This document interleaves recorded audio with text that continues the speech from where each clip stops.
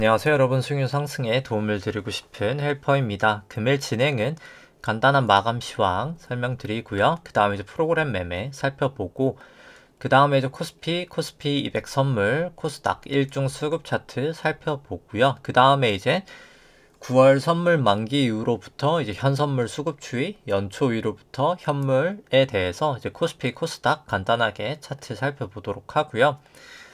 그 다음에 이제 뭐 차트들 보기에 앞서서 일단 밸류에이션 지표부터 살펴보도록 하겠습니다. 이제 코스피, 코스닥, 그리고 S&P 밸류에이션 지표인 이제 일드갭이라는 밸류에이션 지표로 같이 한번 살펴보도록 하고, 그 다음에 이제 코스피, 코스닥 신용잔고 추이도 같이 한번 보도록 하겠습니다. 그 다음에는 이제 S&P랑 뭐 나스닥, 코스피, 코스닥 둘 다 이제 통화량인 M2 대비해서 지금 좀 고평가인지 저평가인지 살펴보도록 하고, 그 다음에 이제 중국 쪽 이제 M1 나누기 M2 통해서 중국 쪽 유동성도 한번 좀 알아보도록 하겠습니다. 그 다음에는 이제 뭐 수출액 전년 동기비 뭐 이런 거는 뭐 오늘은 좀 생략하도록 하고요. 그 다음에 이제 일간 한국 수출액 데이터를 통해서 이제 코스피 시가총액 대비해서 일간 수출액을 이제 나눴을 때 좀 밸류에이션 살펴보도록 하고, 그 다음 글로벌 GDP 데이터를 통째로 이제 코스피 시총 대비 S&P 대비해서 증시 밸류에이션 보도록 하겠습니다. 그 다음에는 이제 하일드, 미국 쪽 하일드 스프레드로 위험 선호 구간인지 회피 구간인지도 좀 알아보도록 하고요. 잠시만요. 그 다음에 이제 뭐 코스피, 코스닥, S&P, 뭐 나스닥, 필라델피아 반도체 지수 등등등등 각종 지표들 뭐 금리랑 다 같이 포함해서 살펴보도록 하고요. 뭐 그 다음에 오늘 뭐 낙폭이 컸었던 보유하고 있는 이제 키스코 홀딩스나 뭐 현대해상, 그리고 이제 뭐 우리금융지주, 그 다음에 이제 키움증권, 한국금융지주 일단 보유하고 있는 거 설명드리고, 그 다음에 이제 오늘 요일이 금요일이기 때문에 이제 금요일 날 볼 종목인 카카오, 삼성바이오로직스, 제일제당, DLNC, 이제 아마존 살펴보도록 하겠습니다. 그리고 오늘 같은 경우에는 뭐 사실 증시가 지금 미국이랑 우리나라랑 좀 다르게 움직이고 있죠. S&P는 사실 전고점을 어제 돌파를 했고요. 그래서 이제 미국이랑 일단 지금 결과론적인 얘기지만 왜 이제 한국이랑 좀 다르게 디커플링해서 지금 가는지 한번 좀 그건 이제 데이터로 좀 마지막에 제 마지막 부분에 좀 설명드리도록 하겠습니다. 일단 뭐 오늘 증시부터 좀 간단하게 살펴보면은 뭐 코스피 같은 경우에는 뭐 오늘 그냥 거의 보합 정도 수준 마이너스 0.04%니까 뭐 왔다 갔다 올라갔다 내려갔다가 올라갔다가 뭐 이렇게 좀 왔다 갔다 하면서 좀 끝이 났었고요. 뭐 코스닥은 뭐 0.1% 정도 이제 상승을 하면서 소폭 상승하면서 마감이 됐었습니다. 이 검은 색깔 선이 이제 코스피 200이고요. 파란 색깔, 빨간 색깔 영역이 이제 프로그램 순매도 구간, 순매수 구간인데 뭐 오늘 뭐 거의 유사하게 흘러갔었고요. 근데 다만 뭐 금액 자체는 크지 않았습니다. 외국인이 한 260억 정도 프로그램 매도가 있었고요. 기관은 한 150억 정도 매도가 있었습니다. 아, 그리고 이제 커뮤니티 쪽에 올려놨었지만 제가 이제 수요일하고 목요일은 그 백신 2차 접종을 했었는데 화요일에 했었거든요. 화요일 저녁부터 이제 그때부터 좀 상태가 좀 많이 안 좋아가지고 일단 좀 못 찍은 거 좀 양해 부탁드리고요. 이제는 좀 괜찮아진 것 같긴 합니다. 그래서 다시 이제 진행을 하면은 이제 코스피 수급부터 이제 오늘 일중 수급 같은 경우에는 기관이 한 1,800억 정도 매수가 있었고요. 개인이 670억 매도, 외국인이 한 1,100억 정도 매도가 있었습니다. 선물 같은 경우에는 외국인이 한 1,100억 정도 매수가 있었고요. 개인이 한 530억 정도 매도, 기관이 한 2,400억 정도 매도가 있었습니다. 코스닥 같은 경우에는 이제 외국인이 한 1,500억 정도 매수가 있었고요. 그 다음에 이제 기관이 한 200억 정도 매도, 개인이 한 1,100억 정도 매도가 있었습니다. 누적 수급 같은 경우에는 9월 선물 만기후로부터 이제 코스피 같은 경우에는 개인이 한 1조 8천억 정도 매수 중이고요. 현물은 이제 외국인이 한 2조 정도 매도 중입니다. 근데 좀 특이한 점은 일단 외국인이 그래도 이제 선물은 최근에 좀 매수 포지션을 늘려가고 있고요. 한 8천억 정도 포지션을 가지고 있는 것으로 아마도 이제 추정이 됩니다. 그래서 그나마 좀 최근에 증시가 그래도 크게 빠지지 않았던 것은 뭐 외국인 선물의 영향이 가장 크다라고 보실 수 있을 것 같고요. 연초 이후로부터 근데 개인 수급이 여전히 이제 73조 정도, 뭐 상당히 어마어마한 수치죠. 수급 자체는 중기적으로 계속 일단 지금은 안 좋은 상태다. 결국 남는 건 현물만 남거든요. 선물은 다 만기가 되면 사라지기 때문에 확실히 수급은 좋아 보이진 않는다. 중기적으로 그렇게 생각이 되고요. 이제 코스닥 같은 경우는 이제 뭐 개인이 한 1.1조 매수 중이고요. 외국인은 뭐 거의 크게 움직임은 없고 한 2천억 정도 매수. 기관이 여긴 한 9천억 정도 매도 중이고요. 여긴 이제 선물 같은 경우에는 아무래도 이제 매수 차익 거래겠죠. 현물 매수하고 현물 이제 매도하고 매도 차익 거래네요. 이제 현물 매도, 선물 매수하는 이제 그런 좀 헤지 포지션을 구축하고 있다라고 생각은 들고요. 기관 2천억 정도 선물은 매수 중입니다. 기관을 제외한 나머지는 이제 선물에서 매도 포지션이고요. 뭐 여기 같은 경우도 연초 이후로 계속해서 개인이 거의 13조 사고 있기 때문에 수급은 뭐 코스피, 코스닥 둘 다 사실 좋지는 않다라는 생각입니다. 뭐 차트는 조금 이따 설명드리도록 하고요. 차트는 좀 사실 S&P가 전고점을 또 넘은 상황이기 때문에 이제 현물론 넘었거든요. 좀 중요해졌다. 어떻게 보면 좀 약간 네. 좀 이제 미궁으로 살짝 빠지긴 했는데 일단 좀 중요해진 상황이다라는 생각은 듭니다. 조금 이따 보도록 하고요. 그 다음에 이제 코스피 할인율 를 이제 국고채 10년 금리로 이제 차감한 게 이제 일드갭이라고 하고요. 이제 파란 색깔이 이제 코스피인데요. 이제 빨간색 일드갭이 이제 높을수록 저평가고 그냥 낮을수록 고평가다라고 생각을 하시면 됩니다. 뭐 최근에 증시가 조정을 보였음에도 불구하고 일단 레벨 자체는 여전히 밸류에이션 부담은 있는 레벨이다라는 생각이고요. 뭐 좀 긴 시계열로 봤을 때도 뭐 마찬가지입니다. 코스피는. 코스닥 같은 경우도 뭐 긴 시계열로 봤을 때 뭐 거의 한 2018년 부근 고점 쳤을 때 정도 레벨까지는 거의 와 있다. 좀 부담은 있어 보인다라는 생각이고요.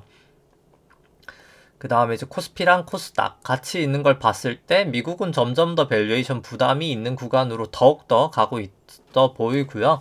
상대적으로 이제 미국이 우리나라보다 밸류에이션 좀 프리미엄을 받고 있는 것은 이제 뭐 계속 얘기 드리지만 이제 패권 전쟁의 영향이다. 항상 패권 전쟁 할 때 1위국이 조금 더 이제 프리미엄을 많이 받는 영향이 있고요. 이제 그 부분이고 이제 결국 패권 전쟁 끝이 나면 역으로 이제 그때는 미국이 하락폭이 조금 더 크리라 생각은 합니다. 뭐 두 나라 다 뭐 지금 정도면 밸류에이션 부담은 있어 보인다라는 생각이고요. 이 수치 같은 경우에 이제 국고채 10년 금리를 차감한 게 아니라 이제 나눈 수치고요. 이제 그래서 일드갭이라고 안 하고 이건 이제 페드 모형이라고 보통 합니다.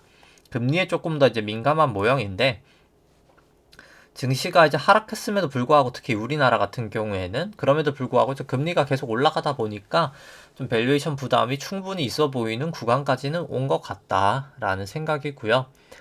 그 다음에 이제 신용잔고 추이 간단하게 살펴보면은 잠시만요. 네.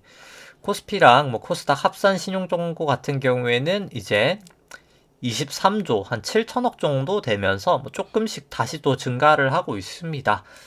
뭐 계속 절대 규모 자체는 사실 우려할 만한 수준이다라고 계속해서 생각이 되고요. 신용잔고를 코스피 시총으로 나눈 수치 같은 경우에도 뭐 상당히 좀 부담스러운 레벨이다라는 생각입니다. 신용잔고 증감 속도 같은 경우에 이렇게 떨어질 때가 항상 위험할 때인데 뭐 지금 소폭 반등은 하고 있지만 여전히 일단 추세 자체는 내려가는 추세이기 때문에 조심을 해야 될 것 같다. 더 이상 이제 돈이 풀리긴 어려운 구간이라는 뜻이거든요. 이게 속도가 하락한다는 것 자체가 뭐 그렇게 생각이 되고요. 뭐 코스닥 같은 경우는 뭐 거의 비슷하기 때문에 그냥 설명은 생략하고 차트만 보여드리도록 하겠습니다. 그 다음에 이제 S&P를 통화량 지표, 이제 미국 통화량 지표인 M2로 나눈 수치 같은 경우는 높을수록 이거는 고평가고요. 낮을수록 저평가입니다. 닷컴 버블 이후로 지금 뭐 최고가 찍고 좀 빠지고 있어서 좀 조심을 해야 된다라는 생각이고요. 뭐 나스닥 같은 경우도 마찬가지로 고점 치고 똑같은 모습입니다. 코스피 같은 경우 2018년 고점 정도 치고 나서 좀 빠지고 있어서 여기도 중기적으로는 저는 좀 밸류에이션 부담은 충분히 있을 거다라는 생각이고 뭐 코스닥도 마찬가지입니다. 뭐 중국 쪽 같은 경우 이제 M1 나누기 M2 이제 파랑 색깔인데요. 이제 낮을수록 사실 그냥 돈이 없다는 말이거든요. 그냥 궁극적으로. 그렇기 때문에 뭐 2015년 가장 낮았을 때 보시면 이제 중국 증시 급락이 있었고요. 이번에도 좀 낮아졌을 때 항생 쪽 빠졌었고 아직 상해 종합은 크게 조정은 보이지 않았습니다만 충분히 저는 좀 조심을 해야 되지 않을까. 돈이 점점 없어 보인다 생각입니다. 뭐 매번 보여드리지만 이제 한국 쪽도 M1 나누기 M2 가장 낮았을 때 IMF였고요. 그 다음이 이제 2008년도 이제 금융 위기였었습니다. 뭐 계속 좋지 않은 상황이다라는 생각은 들고요.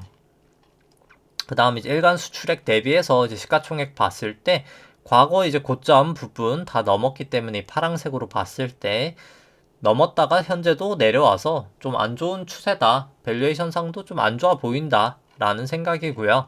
글로벌 GDP로 봤을 때 이제 코스피 시총 대비나 S&P 대비나 상당히 이제 과거 고점들 다 넘어가 있는 상태라 좋지 않은 모양새다.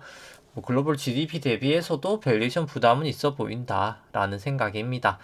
그 다음에 이제 하이드 스프레드 같은 경우에는 200일은 아직은 넘지 않기 때문에 아직까지는 위험 선호다 라고 장기 추세 볼 수 있을 것 같고요. 중기 추세도 넘었다가 다시 이제 밑으로 왔기 때문에 뭐 이 정도면 이제 다시 중기 추세도 위험 선호다. 단기 추세도 아직까지 다시 하회했기 때문에 단기 추세도 아직까지는 위험 선호다 라고는 볼 수 있을 것 같습니다. 그 다음에 이제 뭐 코스피 200 쪽 일단 차트를 살펴보면 이제 코로나 저점 이후로부터 이제 새로운 파동이다라는 생각이고요. 이제 여기까지가 1파, 여기가 2파, 여기가 3파, 여기가 4파, 여기가 5파. 이제 엘리어트 파동상 1, 2, 3, 4, 5는 저는 쳤다. 끝이 났다라는 생각이고요. 그 다음에 이제 2파랑 4파 저점을 그어서 이제 3파 고점에다가 올려놓으면 채널링을 할 수 있는데 이렇게 뭐 고점 다인 걸 봤을 때도 채널은 유효하다라는 생각이고요.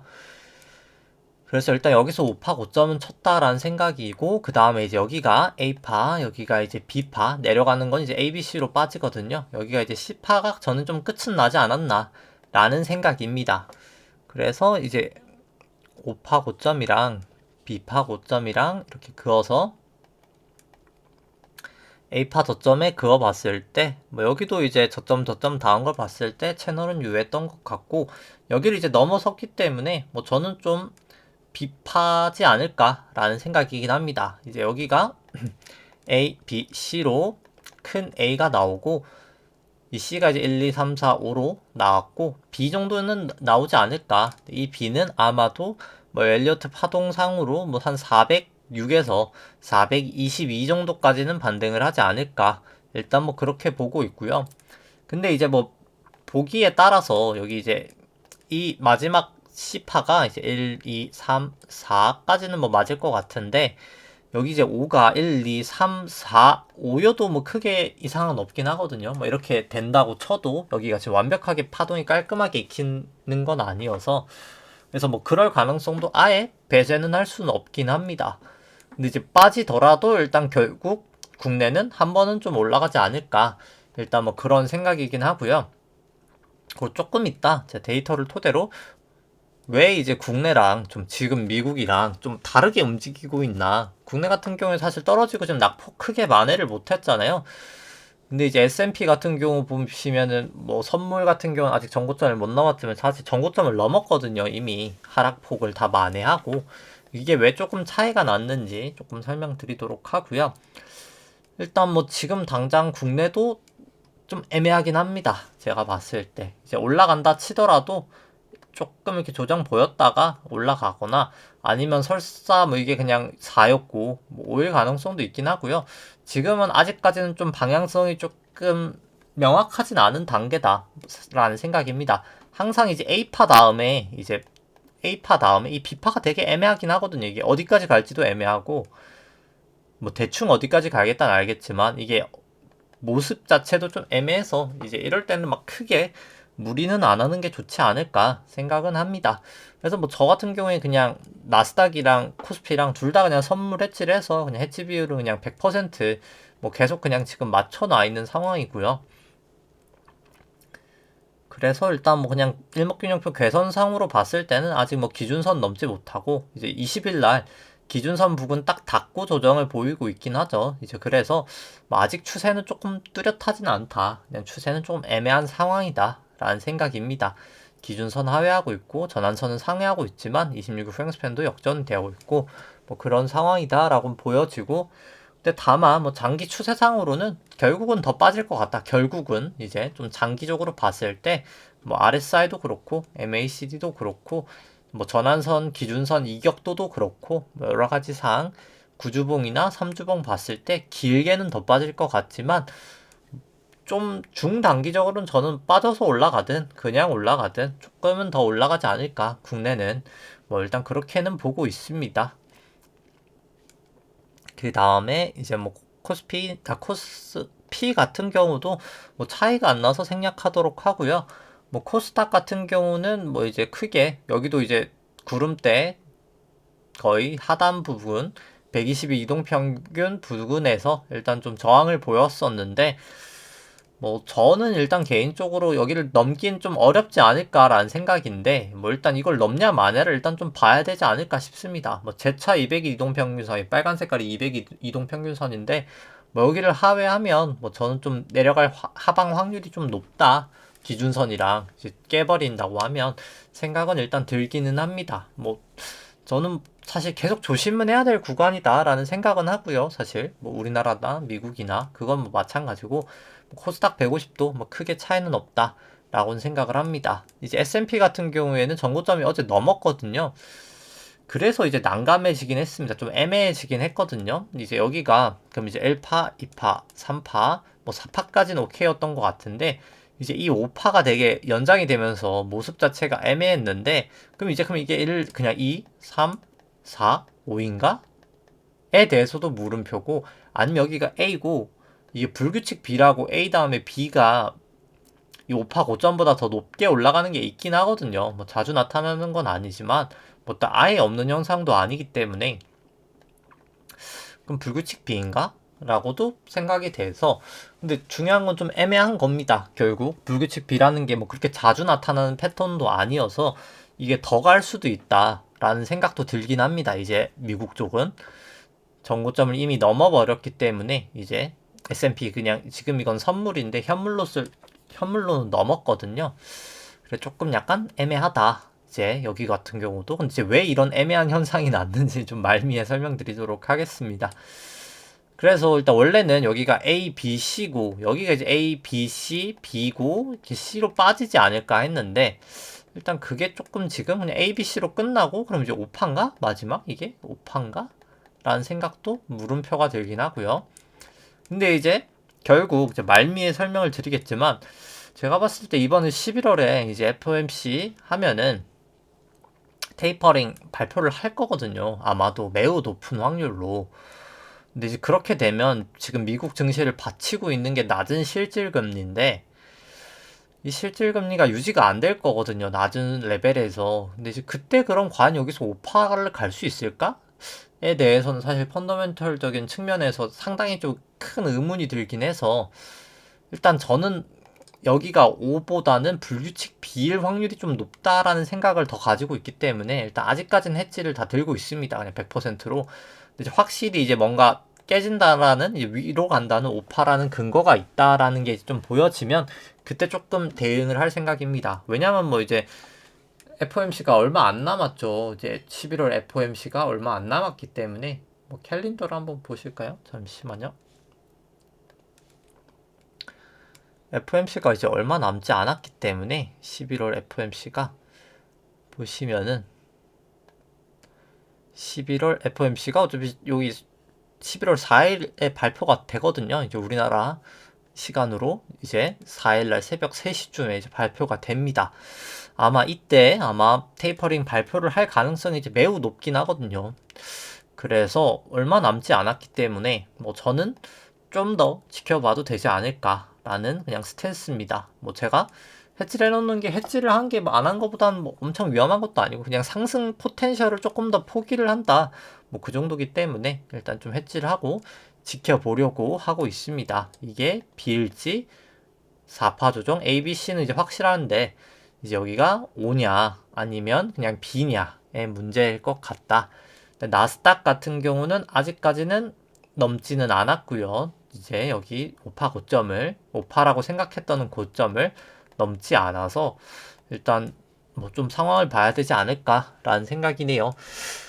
그 다음에 이제 비트코인 같은 경우 뭐 전고점을 넘었죠. 근데 이제 비트코인 같은 경우에는 제가 사실 투자는 안 하는데 이제 그냥 간간히 그냥 제가 어플만 깔아놓고 보기는 하거든요. 근데 이제 다른 차트를 보니까 여기가 그냥 딱 ABC 나오고 이제 반등을 해서 사실 올라갈 것 같다라는 생각은 들었었습니다. 제가 방송을 못 하긴 했었는데 근데 사실 중요한 것은 이제 이 뒤를 알려면 결국에 이 앞에 파동이 막 엄청 정확하게 카운팅이 돼 있어야 그게 가능이 한 거거든요. 이 뒷파동 자체가. 근데 그렇게 되면은 그냥 제가 봤을 때 이게 1이고 이게 2고 이게 3이고 이게 4고 제가 물론 근데 비트코인은 제가 엄청나게 깔끔하게 파동 카운팅을 하고 있지 않은데 그냥 제가 봤을 때는 충분히 이제 이게 마지막 오파이지 않을까라는 생각입니다. 그냥 단순하게만 채널링을 해봤을 때는 뭐 꽤나 갈 수도 있겠다라는 생각입니다. 왜냐면 이제 뭐 꽤나 오파가 1파 정도 길이도 길었기 때문에 뭐 좀 사실 꽤 갈 수 있지 않을까. 이왕 이제 전고점 넘어간 거 뭐 일단 그렇게 생각이 됩니다. 그래서 이왕 넘어간 거 조금 더 갈 수도 있겠다 라는 그냥 파동적인 생각으로는 뭐 그렇게 생각은 들고요. 근데 뭐 다만 뭐 저는 사실 비트코인은 그렇게 추천은 드리진 않아서 왜냐면 이제 모든 자산이 결국 내재 가치라는 게 있어야 되잖아요. 근데 비트코인은 뭐 이제 그런 걸 좀 하기는 좀 어려운 자산이어서 이제 물론 뭐 워낙 많이 올랐었기 때문에 그러니까 이게 뭐 제가 안 좋은 자산이다 말하기는 어려운 것 같아요. 결국 수익이 난 자산이기 때문에 뭐 수익 난 자산을 제가 별 좋지 않은 자산이에요 라고 말하기는 뭐 쉽지 않겠지만 20배나 올랐으니까요. 19년 대비로 18년 말 정도 대비로 해서 근데 뭐 사실 그런 거죠. 이제 뭐 누군가가 로또를 사서 로또 당첨이 됐다고 해서 이제 로또 당첨될 확률이 그렇게 높은 건 아닌 거잖아요. 뭐 비트코인도 전 똑같다라고 보거든요. 과거에 많이 올랐다고 앞으로도 이제 많이 올라간다는 보장이 있냐에 대해서는 뭐 여전히 전 퀘스천 마크이기 때문에 충분히 더 갈 수도 있다라고 봅니다. 지금 이제 이미 전고점 이제 뚫은 마당에 더 갈 수 있는데 어떻게 보면 이제 리스크는 좀 크다. 왜냐면 이제 어디까지 떨어질지 모른다는 거거든요. 이제 삼성전자가 100원 됐을 때는 모두가 달려지겠지만 비트코인이 100원이 됐을 때는 상황에 따라서 완전 비트코인에 대한 인식이 달라져 버리면 안 달라질 수도 있다라는 게 저의 생각이거든요. 물론 뭐 제가 아직 이제 비트코인의 세계에 대해서 정말 몰라서 그럴 수도 있겠지만 일단 뭐 저 같은 경우는 이제 그런 생각을 가지고 있습니다. 뭐 그냥 제 개인적인 생각이고요. 그거는 이제 V코스피 같은 경우에는 뭐 일단 뭐 하락을 했죠. 뭐 오늘 뭐 크게 움직이진 않았기 때문에 한 17 정도 기록을 하고 있고 일단 뭐 지금 뭐 상황 봐선 여기 구름대 뭐 하단까지도 상하단까지도 갔다가 이렇게 좀 올라갈지 않을까 결국은 뭐 그렇게 일단 생각을 하고 있습니다. 일단 뭐 추세 자체는 지금은 뭐 저항선 기준선 다 하회하고 있기 때문에 좋지는 않아 보이는 상황이고요. 필라델피아 같은 경우는 다시 이제 재차 반등을 하고 있어서 여기도 과연 이게 1, 2, 3, 4, 5냐. 그 다음에 이제 조정 아니면 A, B, C 조정이고 그 다음에 이제 B파냐 아니면 그냥 여기가 이제 새로운 O파냐. 미국 쪽이 이제 이게 조금 애매한 상황이다라는 생각이고요. 26일 프랭스팬까지 이제 호전된다고 치면은 뭐 좀 상방으로 사실 더 봐야 되는 거 아니야? 라고 사실 차트상으로는 생각이 듭니다. 니케이 같은 경우에는 일단 구름대 하단으로 일단 내려온 상황에서 이제 여기 같은 경우도 26일 변화일이 일단 지나오면서 기준선 방향 자체가 좀 내려오고 있어서 좀 좋아 보이진 않는 것 같습니다. 구름대도 하단이고 내려와 있고 기준선 방향 자체도 또 내려와 있어서 좀 좋아 보이진 않는 그림이고요. 유로스톡스 같은 경우도 이제 원래 이제 기존에 저도 이제 여기 A, B, C 그 다음에 저기가 A, B, C로 보고 있는데 S&P가 일단 넘어가지고 이게 아닐 수도 있겠네라는 가능성은 좀 높아진 상황입니다. 그냥 여기가 ABC가 4고 그 다음에 그냥 5일 수도 있는 가능성이 아예 0이 아닌 상황이 돼버려서 일단 이것도 좀 유심히 지켜봐야 될 것 같습니다. 26일 프랭스팬도 오늘 뭐 호전이 지금 되어버린 상황이고요. 구름대도 넘어버렸고 이 상황에 따라서 이거 그냥 더 갈 수도 있지 않을까라는 이제 가능성은 좀 열어놔야 될 것 같고요.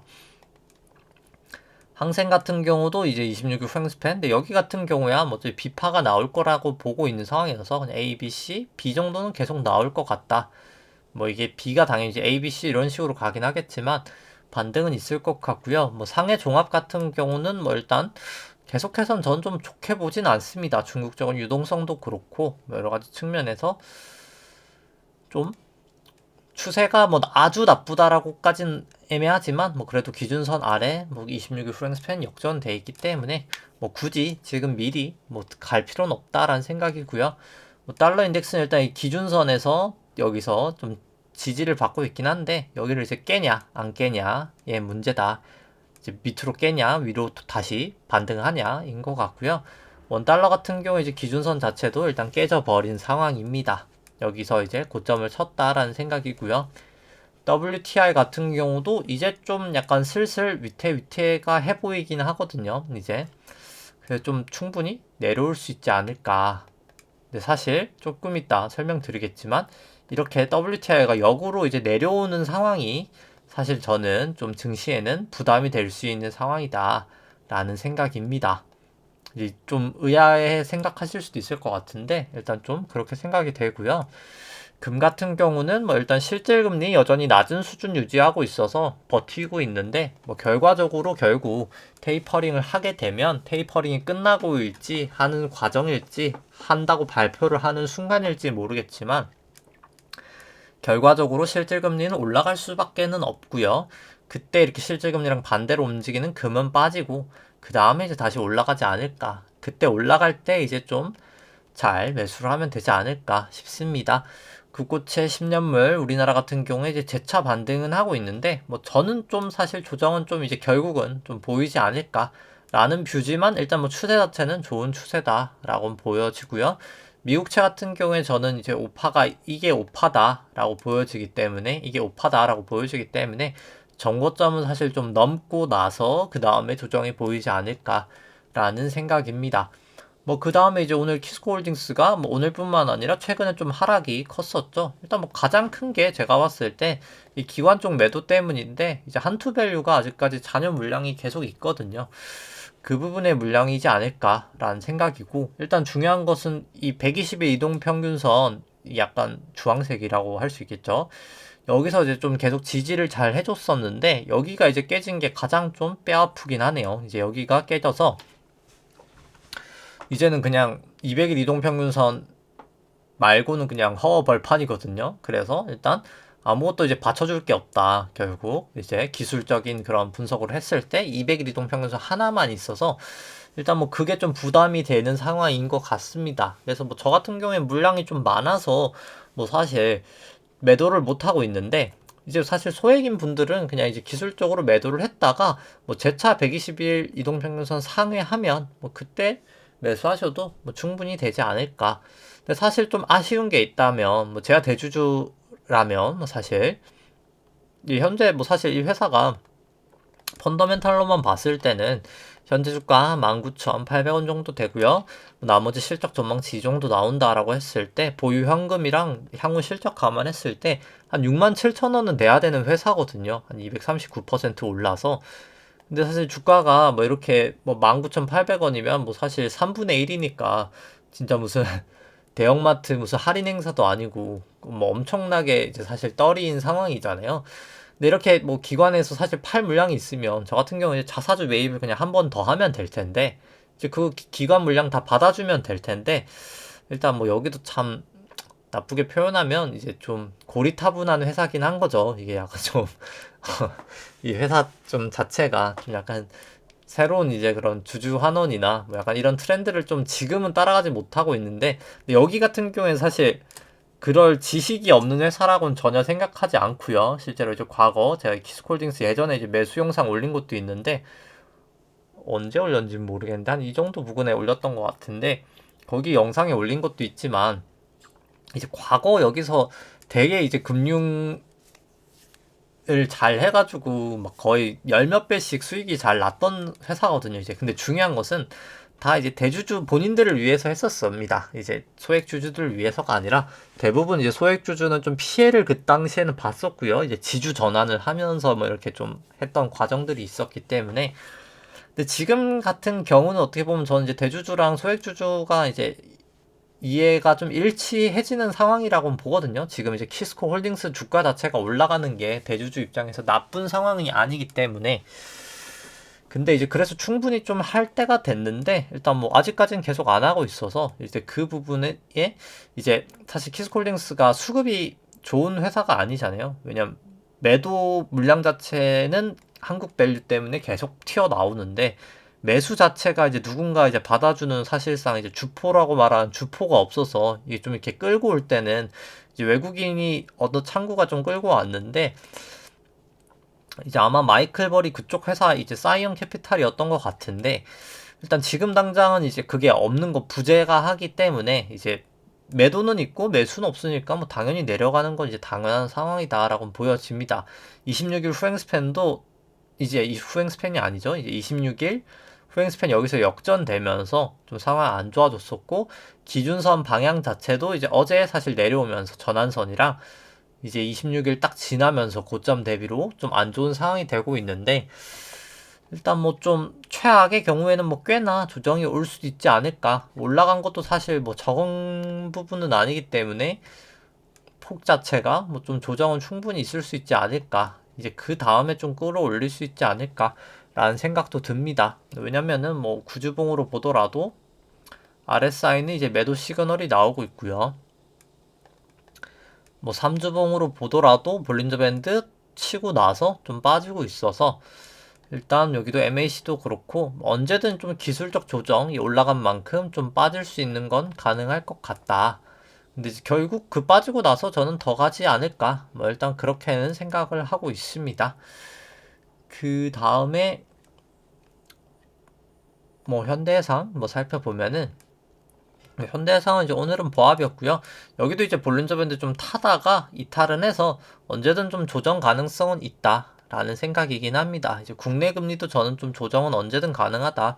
라는 생각이긴 해서 근데 일단 뭐 여전히 기대 수익률 자체는 이 연두 색깔이 높을수록 좋고 낮을수록 이제 비싼 건데 뭐 사실 레벨 자체가 워낙 좋아서 이제 싼 편이긴 하거든요. 이 회사 자체가.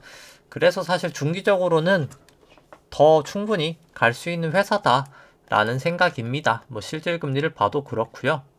충분히 좀 갈 수 있다라는 생각이고 잠시만요. 그 다음에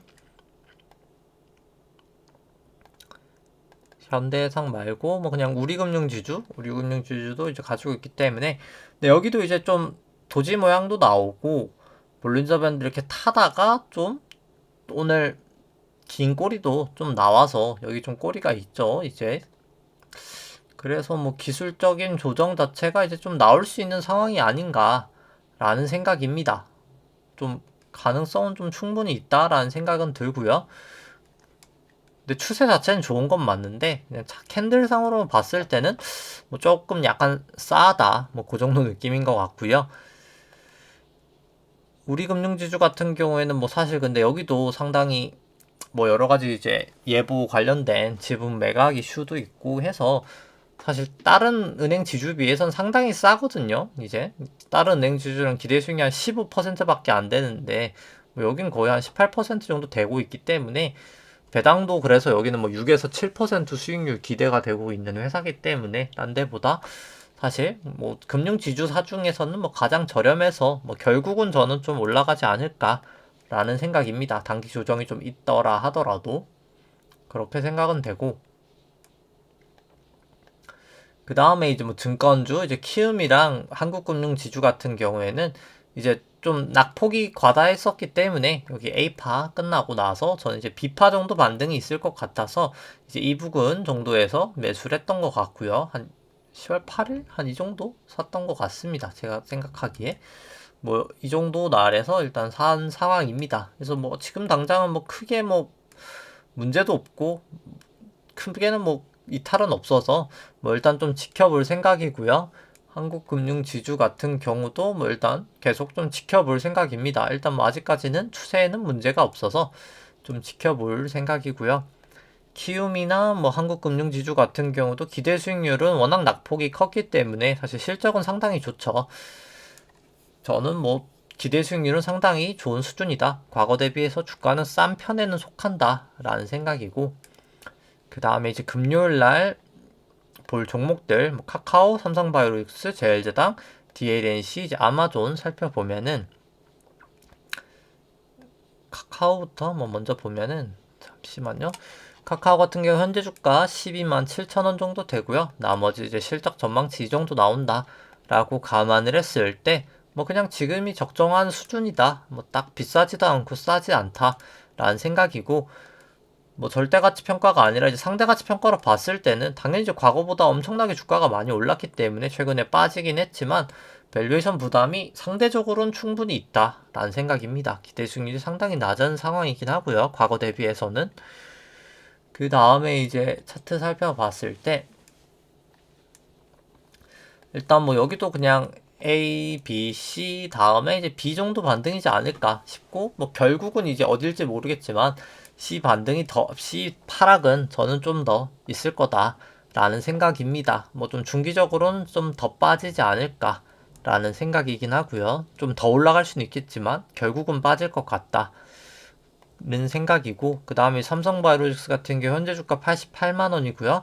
성장률 4.5%에 나머지 실적 전망치 이 정도 나온다라고 했을 때, 뭐 저는 뭐 상당히 밸류에이션 부담은 있어 보인다. 뭐 이제 주가랑 워낙 내재 가치랑 밸류에이션 차이가 커서 좀 밸류에이션 부담은 있어 보인다라는 생각이고요. 다만 뭐 상대 가치 평가로는 항상 고평가였던 주식이기 때문에 그냥 비싸지도 않고 싸지도 않다라는 생각입니다. 상대 가치로는. 그 다음에 이제 뭐 차트 살펴보면 여기도 이제 A파 다음에 뭐 B 정도지 않을까. 일단 뭐 여전히 아직까지는 그렇게 생각하고 있고요. 결국은 좀 더 뭐 올랐을 수 있겠지만 C로 조금 더 빠지지 않을까 라고 보고 있습니다.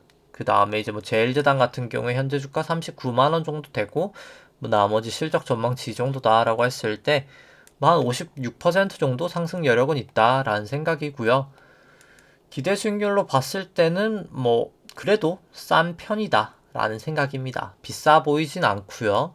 엄청 싼 것까지는 아니지만 비싸 보이진 않는 레벨이다 라는 생각이고, 그 다음에 이제 제일제당 같은 경우는 근데 다만 차트가 좋지는 않아서 뭐 굳이 지금 떨어지는 칼라를 잡을 필요가 있을까. 물론 이제 비파 반등은 언제든 가능하겠지만 좀 너무 떨어지는 칼날이지 않나 라는 생각이고요. 그 다음에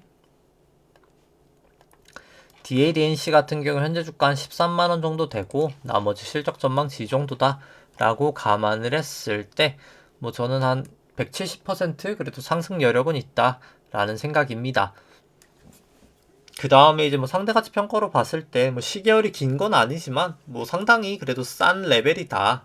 퍼센트 자체도 18%면 뭐 상당히 싼 레벨이다 라는 생각이고요. 그 다음에 이제 DLNC 차트 보면은 DLNC 같은 경우도 뭐 계속 여기 구름대를 못 넘죠. 여기 구름대 사실 상단도 못 넘고, 뭐 결국 사신다고 하면 결국 구름대라도 좀 넘고 나서 사야 되지 않을까 라는 생각입니다. 뭐 아직까지는 추세가 애매하다, 좋지 않다 라는 생각이고요. 그 다음에 이제 아마존 같은 경우도 뭐 여기 같은 경우도 저는 이제 최소한 구름대는 좀 넘고 사는 게 맞지 않을까 라는 생각입니다. 그리고 이제 아직까지는 저는 확률상 좀 내려갈 확률이 저는 개인적으로 조금 더 높다라고 보기 때문에 특히 이제 미국 쪽 테크 쪽은 좀 계속 이제 좀 조심을 해야 될 단계지 않을까 라는 생각을 좀 계속 하고 있는데, 뭐 그 이유가 일단 아까 초반 부분에 이제 미국이랑 한국이랑 지금 좀 다르게 움직이고 있는 게 뭐 가장 큰 게 이제 실질금리 때문이거든요. 가장 큰 이유가 지금 실질금리가 자체가 좀 다르게 움직이고 있습니다. 이제 우리나라랑 보시면은 일단 먼저 미국부터 좀 보도록 하죠. 이제 아무래도 이제 미국의 영향을 우리나라도 가장 크게 받고 글로벌하게도 미국 쪽 영향을 가장 크게 받기 때문에 보시면은 최근에 이제 미국 같은 경우가 증시가 생각보다 잘 갔죠. S&P는 뭐 전고점까지 다시 새로 돌파를 하면서 신고가 경신을 했기 때문에 근데 가장 큰 게 뭐 조금 짧은 걸로 보도록 하죠. 이제 여기 이렇게까지 실질금리가 올라가면서 증시가 좀 안 좋았었다가 실제로 9월 30일 뭐 이 정도 보시면은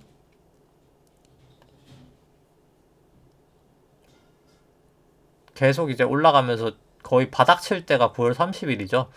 이때까지 증시가 안 좋았었죠. 이 실질금리가 쭉 막 올라갈 때 안 좋았었습니다. 증시에 안 좋았는데 역으로 이제 실질금리가 계속 다 내려갔던 거예요. 이 실질금리가 내려가니까 증시가 이렇게 반등을 하면서 역으로 이제 신고점을 친 겁니다. 뭐 계속 제가 방송에서 얘기를 해드리지만 생각해 보시면은 잠시만요. 좀 엑셀에 오류가 있는데 좀 있으면 이제 다시 될 건데 이게 주가가 보시면은 그냥 차트에서 보도록 하죠. 이제 뭐 한 3주봉 정도로 봤을 때 증시가 이제 이렇게 코로나 이후로 떨어진 다음에 이렇게 많이 올랐죠. 증시가 많이 올랐습니다. 뭐 개별 주식으로는 더 많이 오른 주식도 많고요. 근데 생각해보면 우리 경제가 뭐 그렇게까지 엄청나게 개선이 돼서 이렇게 랠리를 갔던 건 아니었었잖아요. 이제 계속 얘기를 방송마다 이제 드리지만 이렇게 랠리를 많이 했었던 것은 돈을 많이 풀었기 때문에 돈이 이제 많이 풀어서 그 돈들이 다 실물 경제로 간 건 아니고요. 실제로 지급준비금이란 계정에 다 쌓여 있기 때문에 보시면은 이제 연방준비은행이 총 자산이 는 게 연방준비은행이 이제 결국 국채 매입을 하면서 MBS랑 돈을 많이 푸른 거거든요. 이제 코로나 이후로 정말 어마어마하게 늘었죠. 돈 자체가 거의 뭐 저점에서 본다 그냥 대충 4조 달러에서 보면 4조 달러에서 거의 8.5조 달러니까 4.5조 달러가 는 거거든요. 뭐 대충 하면은 뭐 거의 뭐 곱하기만 하셔도 어마어마하죠. 이제 원으로 환산하면 이제 4.5조가 아니라 4.5조 달러니까요. 엄청난 돈이 사실 풀린 건데 이게 다 지금 실물 경제로 많이 흘러가진 않았고 뭐 꽤나 흘러가긴 했습니다만 생각보다 지금 지급준비금이라는 계정에 상당히 많이 쌓여 있기는 하거든요. 한 절반은 쌓여 있는 거죠. 쌓여 있는데 이제 중요한 것은 이 지급준비금이 많이 쌓여 있다 보니까 실질금리가 엄청나게 내려왔던 겁니다. 사실 실질금리는 당연히 플러스여야 하거든요. 이 정상적인 상황에서는 실질금리는 마이너스에 간 게 1975년 이 부근하고 이 약간 하늘색이죠. 이때랑 2013년 이때도 양적 완화를 했던 이때랑 2016년 이 부근 잠깐이랑 거의 뭐 역사적으로 한 4번밖에 없는 거죠. 정말 이례적인 현상인 겁니다. 실질금리가 마이너스로 간다는 것 자체가. 결국 이제 과잉 유동성이 풀려 있는 단계다라고 생각을 하시면 되는 거거든요. 근데 이제 이번에 근데 왜 실질금리가 다시 내려왔냐라고 생각을 해보면 이 BEI가 계속 높아져서 그런 거였어요. 이 BEI라는 게 이제 기대 인플레이션이거든요. 이제 다시 한번 좀 설명을 드리면 이제 명목금리 우리가 말하는 그냥 금리들은 뭐 은행 대출금리든 기준금리든 그냥 국고채 10년금리든 다 부르는 게 그냥 아무 명칭 없이 그냥 부르는 금리들이 그냥 명목금리다라고 생각하시면 되고요. 명목입니다. 네. 근데 이제 실질금리는 이제 명목금리는 실질금리에서 이제 기대 인플레이션이랑 이 BEI 브레이크 이븐 인플레이션 이거를 이제 더한 기대 인플레이션이라고 보시면 됩니다. 이렇게 더해지기 때문에 결국 실질금리는 이제 명목에서 기대 인플을 빼면은 이제 실질이 나오는 거죠. 근데 실질금리 지금 상당히 마이너스 폭으로 다시 이제 좀 돌아갈 수 있었던 것은 명목금리가 올라가긴 했습니다. 근데 중요한 것은 기대 인플레이션이 더 크게 올라가다 보니까 실질금리가 내려온 거죠. 그러니까 물가에 대한 우려가 더 커진 상황이기 때문에 계속해서 노이즈가 있죠. 물가에 대해서. 이제 이 물가에 대한 노이즈가 있기 때문에 이제 페드도 결국 테이퍼링을 하려고 하는 거고요. 이제 그런 상황에서 실질금리는 결론적으로 이제 낮아진 겁니다. 그래서 이제 제가 WTI가 이제 내려가면 역으로 실질금리 이제 올라가겠죠. BEI가 내려가면 이제 2013년 케이스를 보시더라도 이때 BEI가 내려가면서 실질금리가 올라갑니다. 근데 여기서는 BEI가 내려가면서 국채금리 10년은 또 역으로 올라가기 때문에 이제 더블로 올라가는 거죠. 그래서 엄청나게 급등을 하면서 마이너스 1%에서 거의 1%까지 뭐 순식간에 갑니다. 그래서 저도 이제 머지않아 이런 케이스가 좀 발생을 할 거라는 생각이고요.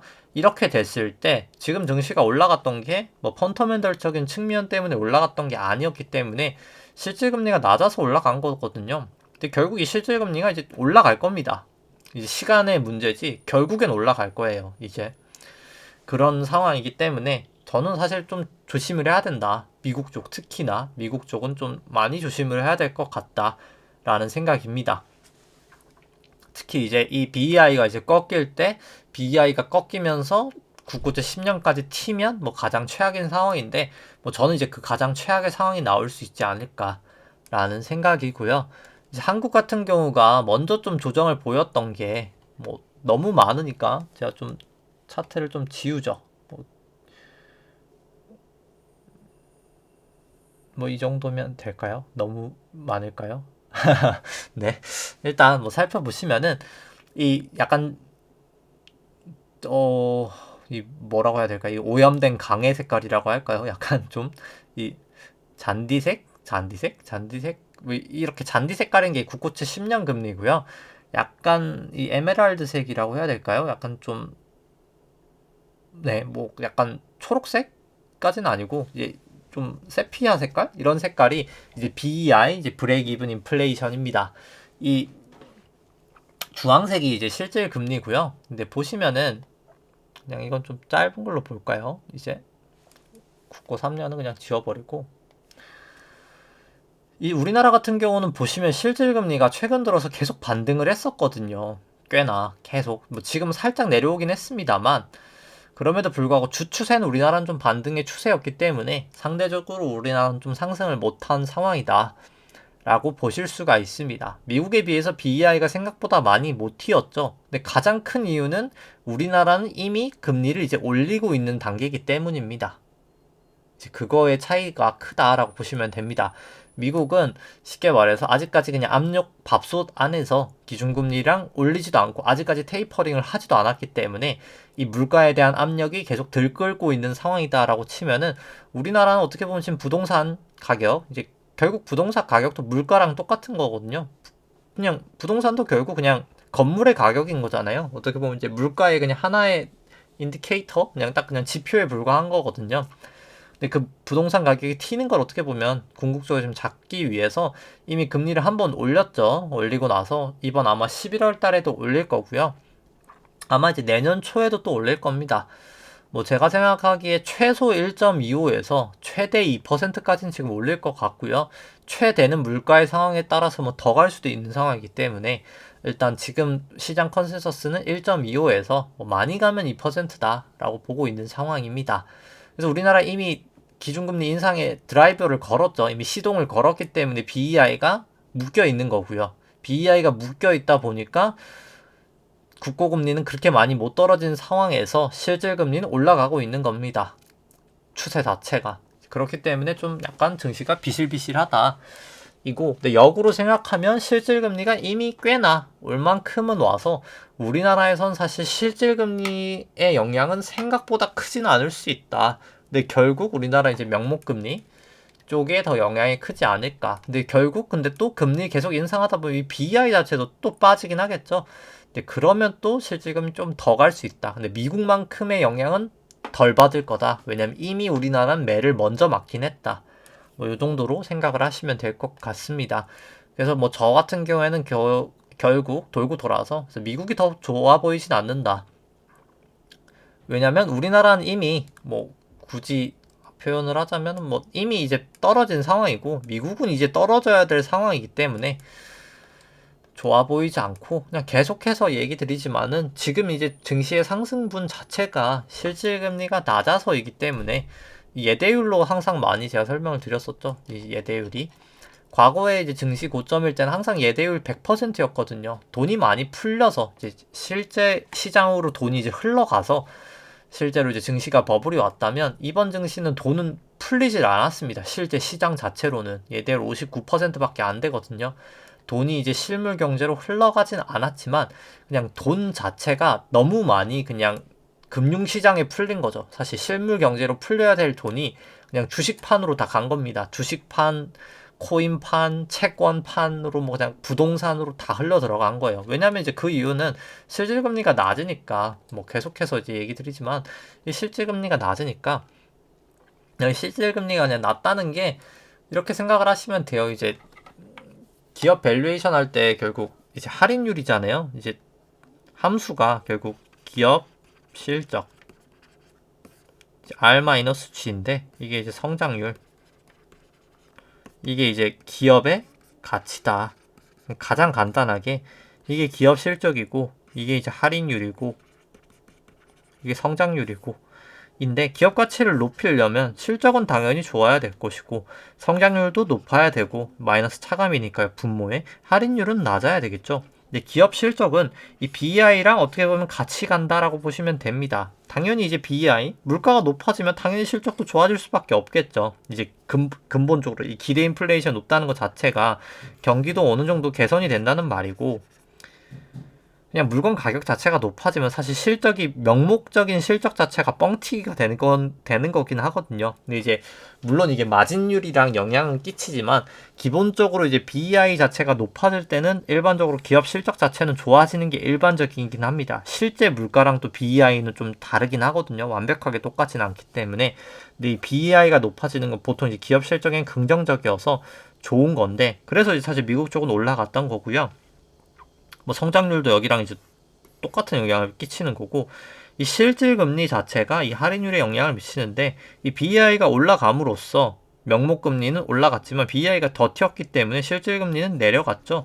내려갔으니까 이제 할인율이 내려갔기 때문에 기업 밸류에는 더 좋았던 거죠. 그래서 미국은 반등을 좀 꽤나 할 수 있었던 겁니다. 이 수식으로 생각을 해보면. 근데 중요한 것은 테이퍼링을 할 거라는 거죠. 중요한 것은. 근데 그 테이퍼링을 하면 결국 이 낮은 실질금리는 용인이 될 수 없고, 결과적으로 증시는 결국은 선반영을 할 거기 때문에 뭐 저는 계속 말씀드리지만 증시는 좋아질 거라고 봅니다. 그러니까 1차적인 하락 자체는 이 실질금리가 튀면서 하락이 한번 나올 거고요. 근데 이제 그 다음에 반등은 나올 거라고 생각하는데, 아마 그 반등 다음에도 이제 그 다음 이제 2차 같은 경우에는 보시면은 또 엑셀이 좀 오류가 생기고 있는데, 이 돈이 지금은 이제 보시면은 이 예대율이 이렇게 잠겨 있잖아요. 돈이 잠들어 있잖아요. 은행에 지금 다 예금으로만 이렇게 잠겨 있는데 대출은 안 나가 있고, 이 돈이 결국은 다 풀릴 거거든요. 결국은 경기가 좋다면 이제 그럼 이제 시차를 이 돈이 풀리고 나서 한 1년 정도를 두고 진짜 이제 그땐 진성 인플레이션이 올 겁니다. 진짜 인플레이션이. 근데 진짜 인플레이션 자체는 기대 인플레이션 BEI랑 다르게 이제 경기에 안 좋거든요. 실제 주식시장에 안 좋습니다. 할인율에 너무나 큰 영향을 미치기 때문에 그거 자체는 이제 명목금리를 너무나 끌어올리거든요. 그래서 아마 그때 이제 좀 뭐 향후 뭐 거의 저는 한 1년 반 정도 뒤, 1년 뒤, 이 정도 빠르면 1년 뒤, 늦으면 1년 반 뒤, 그 정도부터 아마 더 크게 좀 하락을 하지 않을까 생각은 좀 하고 있습니다. 그래서 1차적인 하락은 실질금리에 의해서 이루어지고, 그 다음에는 이제 이 지급준비금이라는 게 풀리고 예대율이 높아지면서 돈이 정말 이제 실물 경제로 흘러가면서 인플레이션 발생하면서 나타날 수 있지 않을까. 그렇기 때문에 사실 지금은 실질금리 튀는 것을 계속 좀 조심을 해야 될 상황이다 생각이 됩니다. 그래서 이제 미국이 신고가를 경신은 하긴 했는데 S&P를 물론 더 갈 수 있다고 봅니다. 뭐 경신했으니까 차트상 더 갈 확률이 없는 건 아니지만 더 간다 치더라도 결국 멀진 않았다. 그게 테이퍼링은 어차피 11월에 발표는 할 거기 때문에 그게 이제 12월에 시행할지 11월에 실행하는 발표일지 모르겠지만 어차피 할 거기 때문에 BEI가 지금 엄청 튀어 있는 상황에서 할 수밖에 없는 상황이기 때문에 어차피 저희 투자를 뭐 하루 이틀 단타 치고 끝날 게 아니기 때문에 중기적인 투자로 봤을 때는 충분히 계속해서 조심을 해야 되는 상황이다 라고 생각이 됩니다. 네. 네. 이제 금요일 이제 저녁인데 또 주말 잘 보내시고 그러면 또 다음 주에 찾아뵙도록 하겠습니다. 네, 좋아요와 구독 누르시면 감사하겠습니다. 이상입니다.